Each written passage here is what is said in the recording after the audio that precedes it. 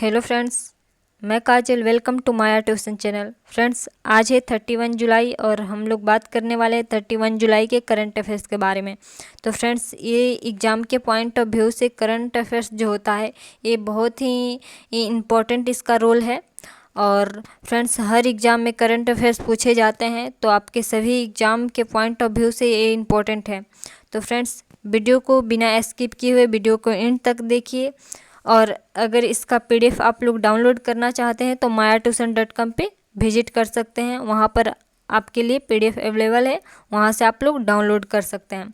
तो चलिए वीडियो को स्टार्ट करते हैं एक न्यू एनर्जी के साथ और अपनी लक्ष्य का ओर बढ़ते हैं। कोशिश करेंगे तो मंजिल ज़रूर मिलेगी और कोशिश करने वालों की तो कभी हार नहीं होती है। तो चलिए एक न्यू उम्मीद के साथ और अपने लक्ष्य की तरफ बढ़ते हैं। आज का फर्स्ट क्वेश्चन है, हाल ही में किस नेशनल खिलाड़ी की सड़क हादसे में मौत हो गई है। फ्रेंड्स, सड़क हादसे में इनकी मौत हो गई है। ये नमन पालीवाल हैं, जो एक नेशनल शूटर खिलाड़ी थे और यह मध्य प्रदेश के इंदौर के रहने वाले थे। फ्रेंड्स, बताया जा रहा है कि नमन पालीवाल जयपुर के राष्ट्रीय प्रतियोगिता में भाग लेने जा रहे थे, जिसके दौरान इनकी मृत्यु हो गई है। और फ्रेंड्स, इस हादसे में एक महिला खिलाड़ी भी बहुत बुरी तरह से घायल हुई हैं। तो चलिए इनसे कुछ रिलेटेड इम्पोर्टेंट पॉइंट्स को देखते हैं।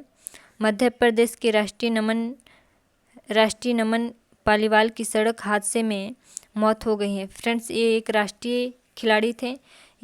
इस हादसे के दौरान एक महिला खिलाड़ी गंभीर रूप से घायल हैं और नमन पालीवाल इंदौर के रहने वाले थे। नमन पालीवाल और एक महिला खिलाड़ी जयपुर में राष्ट्रीय प्रतियोगिता में हिस्सा लेने जा रहे थे।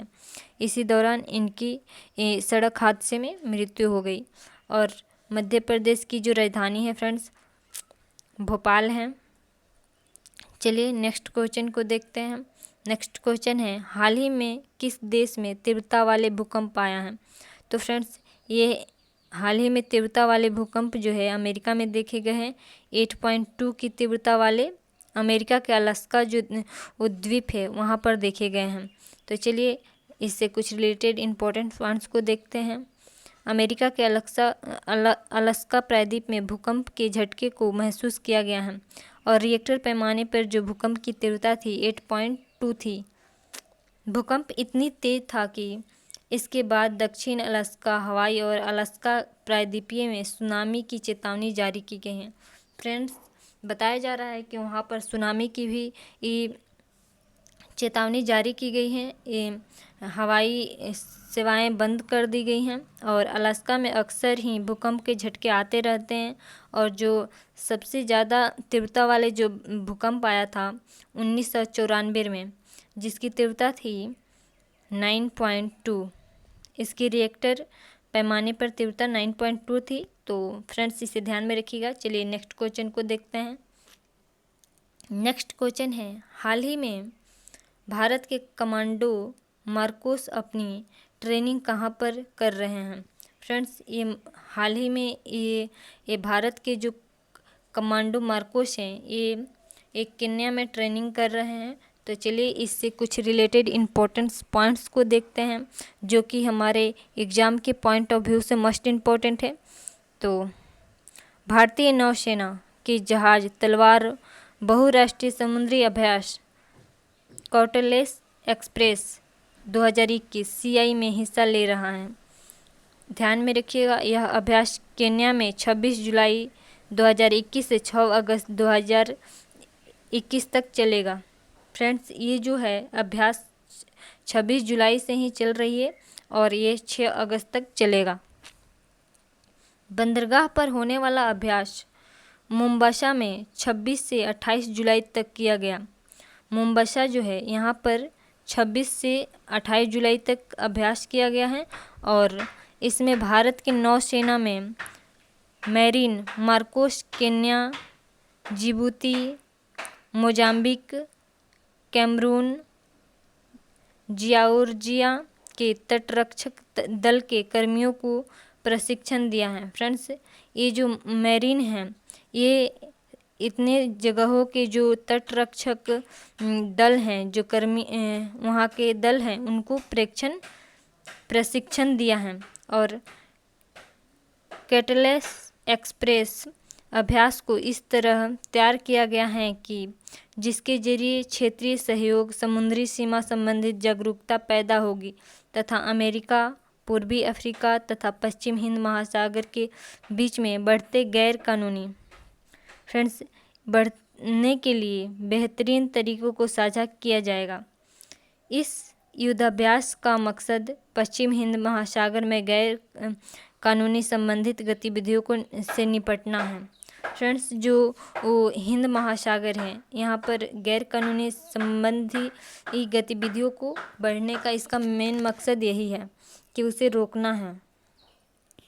मार्कोस को मगरमच्छ के नाम से भी जाना जाता है और यह नेवी के स्पेशलाइज्ड मरीन कमांडोज हैं। फ्रेंड्स, इसे ध्यान में रखिएगा। चलिए नेक्स्ट पॉइंट को देखते हैं।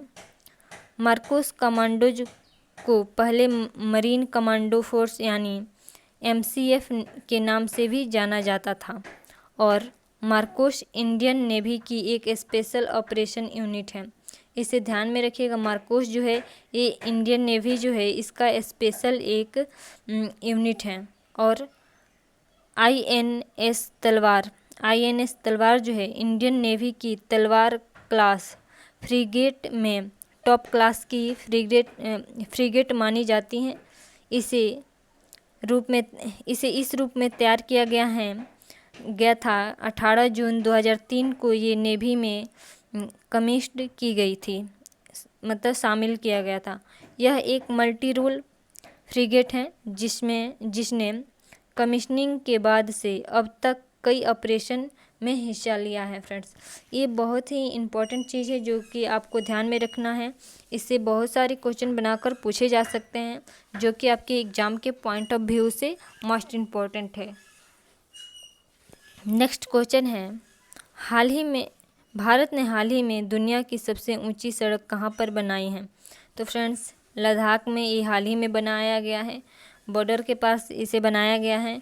चीन और भारत के विवाद को देखते हुए इस सड़क को बनाया गया है जो दुनिया की सबसे ऊंची सड़क है। तो चलिए इससे कुछ रिलेटेड पॉइंट को देखते हैं। BRO ने हाल ही में भारत और चीन के सीमा पर दुनिया की सबसे ऊंची सड़क बनाई है और भारत में पूर्वी लद्दाख से सटी LAC के करीब दुनिया की सबसे ऊंची सड़क बनी है। ये इसकी ऊंचाई जो है 19,300 की ऊंचाई पर बॉर्डर रोड ऑर्गेनाइजेशन BRO ने उमलिंग ला दर्रे पर मोटर मार्ग बनाकर पूरी कर ली है। फ्रेंड्स, ये जो रोड बना है ये उमलिंग ला दर्रे पर बना है, तो इसे ध्यान में रखिएगा। और यह सड़क जो है भारत और चीन के बीच विवादित डेमचोक इलाके के करीब है। फ्रेंड्स, ये भारत और चीन के जो विवादित इलाका डेमचोक है इसके पास ही बनाया गया है और ये उमलिंग ला दर्रे में बना है। तो फ्रेंड्स, इसे ध्यान में रखिएगा। और इसकी जो ऊंचाई है 19,300 फीट ऊंचा है ये। नेक्स्ट क्वेश्चन देखते हैं। नेक्स्ट क्वेश्चन है, हाल ही में किस देश के बीच युद्धाभ्यास होने वाला है? फ्रेंड्स, हाल ही में ये अक्टूबर में ये अभ्यास किए जाएंगे। तो ये हैं अमेरिका और दक्षिण कोरिया के बीच। अमेरिका और दक्षिण कोरिया के बीच अक्टूबर में युद्धाभ्यास होने वाला है। तो चलिए इससे कुछ रिलेटेड पॉइंट्स को देखते हैं। और अमेरिका और दक्षिण कोरिया के बीच अगले महीने वार्षिक युद्ध अभ्यास होने वाला है और दक्षिण कोरिया को शांत सुबह की भूमि के रूप से, जो दक्षिण कोरिया है ये शांत सुबह की भूमि के रूप से विख्यात है। दक्षिण कोरिया की राजधानी सियोल है, इसे ध्यान में रखिएगा, सियोल है। और उत्तर कोरिया के शासक का नाम जो है किम जोंग उन है। फ्रेंड्स, इस अभ्यास के कारण किम जोंग उन जो है ये थोड़ा टेंशन में है। तो चलिए नेक्स्ट क्वेश्चन को देखते हैं। नेक्स्ट क्वेश्चन है, हाल ही में एससीओ के सदस्य देशों के रक्षा मंत्रियों की बैठक किस देश में आयोजित की गई हैं? तो फ्रेंड्स ये ताजिकिस्तान है। ताजिकिस्तान में एससीओ के सदस्य के रक्षा मंत्रियों की बैठक आयोजित की गई हैं। चलिए इससे कुछ रिलेटेड पॉइंट्स को देखते हैं।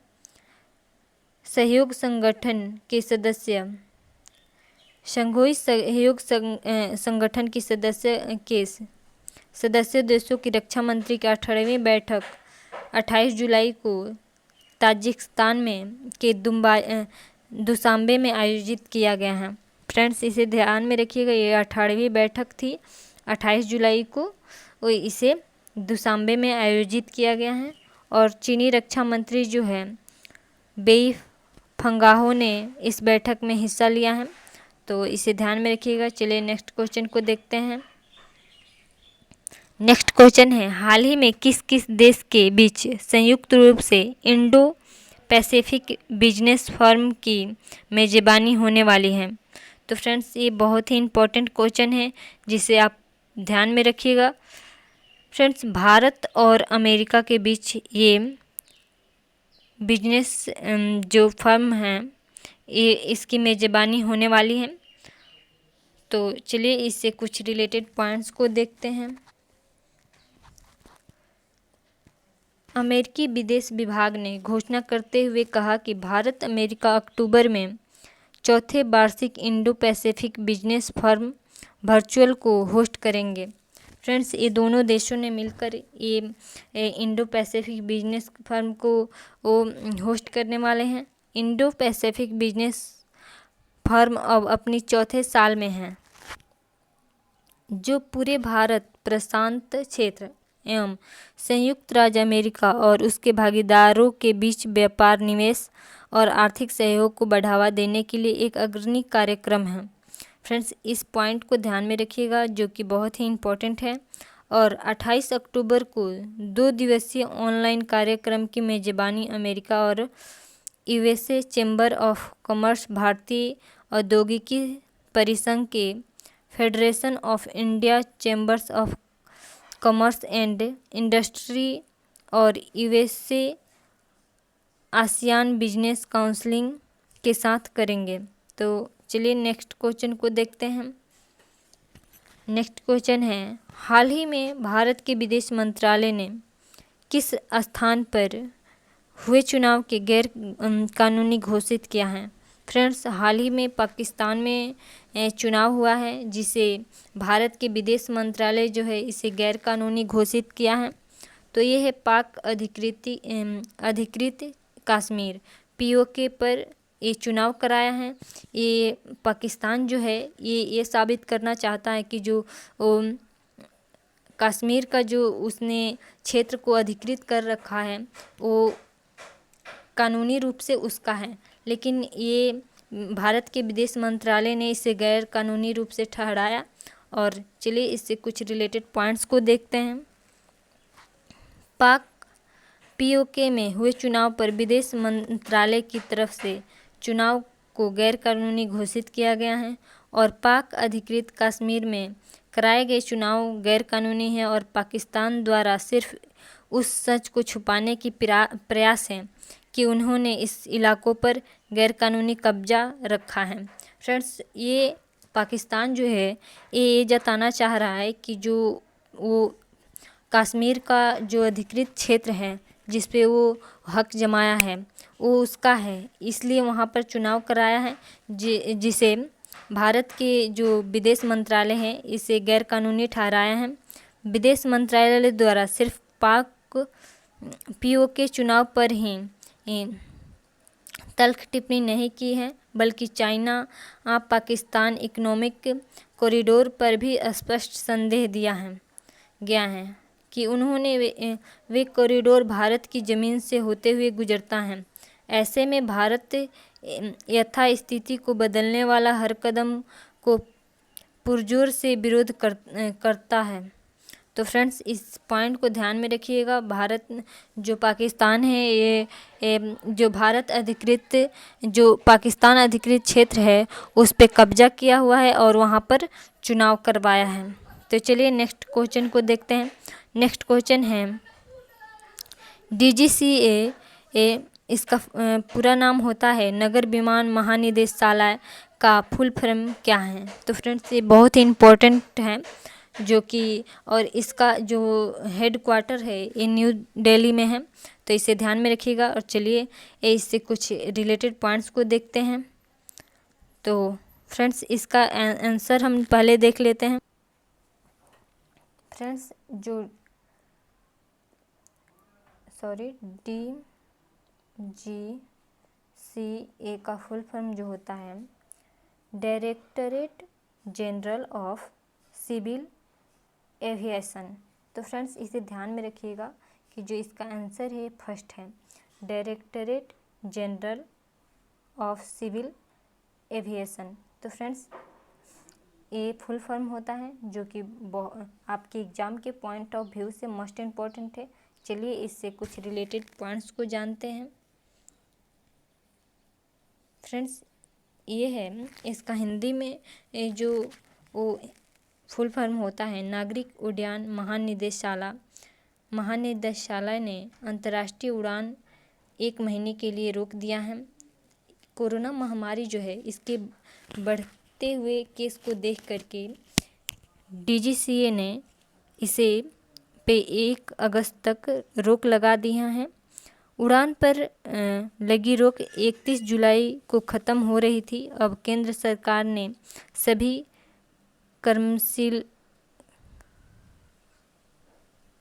कमर्शियल इंटरनेशनल फ़्लाइट पर लगी रोक को 31 जुलाई तक बढ़ा दिया है। ये कोरोना वायरस के केस के बढ़ते हुए देख करके 31 अगस्त तक बढ़ा दिया गया है। तो फ्रेंड्स चलिए इसे ध्यान में रखिएगा। और चलिए नेक्स्ट क्वेश्चन देखते हैं। आज का हमारा ये लास्ट क्वेश्चन है गांधी जी ने साबरमती आश्रम को कब छोड़ा था। तो फ्रेंड्स बहुत ही इम्पोर्टेंट है। तो फ्रेंड्स चलिए देखते हैं। इसका आंसर है 31 जुलाई को। फ्रेंड्स 31 जुलाई को महात्मा गांधी ने साबरमती आश्रम को छोड़ा था। और साबरमती आश्रम जो है इसकी स्थापना जो हुई थी ये 1916 में हुई थी। साबरमती की स्थापना गांधी जी जब अफ्रीका से लौटे थे 1915 में, तब उसके बाद 1916 में साबरमती की स्थापना की थी। और 1917 में जो है ये चंपारण सत्याग्रह किए थे। ये अपना प्रथम सत्याग्रह चंपारण से ही शुरू किए थे। तो फ्रेंड्स चलिए देखते हैं। और चंपारण जो है ये बिहार में है। इससे कुछ रिलेटेड पॉइंट्स को देखते हैं। दक्षिण अफ्रीका में से लौटने के बाद महात्मा गांधी ने गुजरात के अहमदाबाद में साबरमती नदी के किनारे अपना आश्रम बनाया। यहाँ जीवन के कुछ नए प्रयोग भी किए थे।